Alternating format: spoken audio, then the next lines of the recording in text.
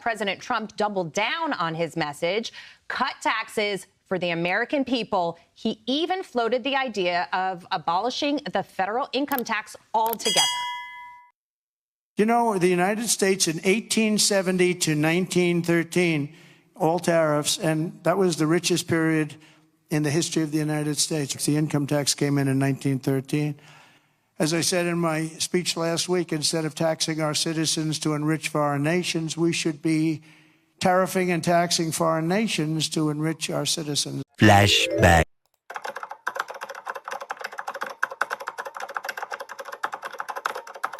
My plan includes giving first-time homebuyers a $25,000 down payment assistance so they can just get their foot in the door. Well, let's talk about that. You want to expand the child tax credit. Yes, I do. You want to give tax breaks to first-time home buyers. Yes. And people starting small businesses. Right. But it is estimated by the Nonpartisan Committee for Responsible Federal Budget that your economic plan would add $3 trillion to the federal deficit over the next decade. How are you going to pay for that? Okay, so the other economists that have reviewed my plan versus my opponent, because this is an election and there are two choices. Everyone from Goldman Sachs to Moody's to 16 Nobel laureates.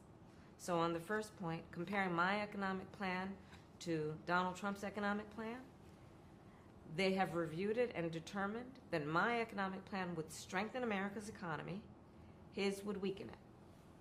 16 Nobel laureates, Moody's, others, have determined after reviewing what Donald Trump is proposing that he would induce inflation, increase inflation, and bring about a recession by the middle of next year. But my plan, Bill, if you don't mind, my plan is about saying that when you invest in small businesses, you invest in the middle class, and you strengthen America's economy. Small businesses are part of the backbone of America's economy. But pardon me, Madam Vice President, the question was, how are you going to pay for it? Well, one of the things is I'm going to make sure that the richest among us who can afford it pay their fair share in taxes. The lie detector determined that was a lie. A few moments later.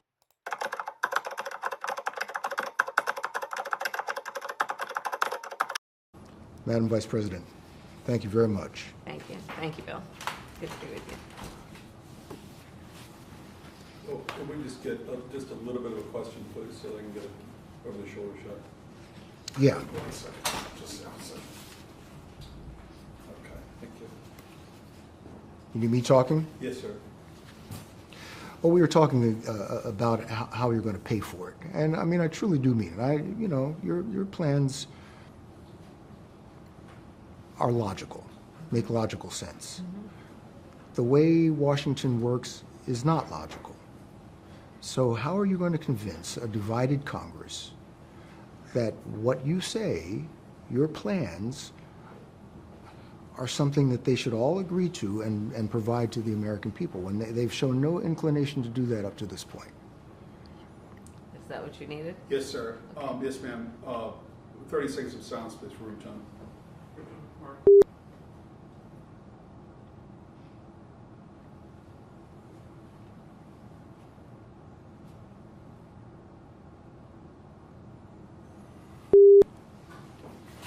Cameras are off. How will you? It's going to be taxes. It's going to be literally the economists.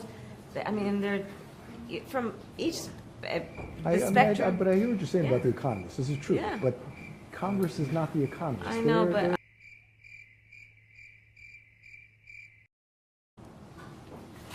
Cameras are off. how will you? it's going to be taxes. You're off. How will you? It's going to be taxes. What? Meanwhile, That's exactly right. Let's talk about these Doge dividend checks that everybody's talking about this week. And I know you tweeted out that you're going to. Does everybody want like a $5,000 check in the mail? It sounds kind of good, right? And the best part about it would be knowing where it came from. That's $5,000 that you sent them last year. Totally. It's money that's taken away from things that are destructive to the country and from organizations that hate you to you. That's awesome.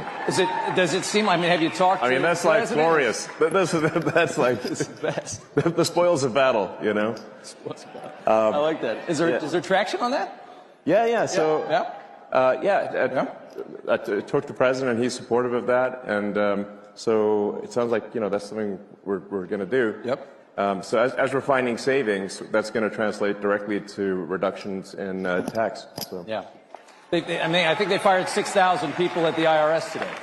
Yeah. I feel so good.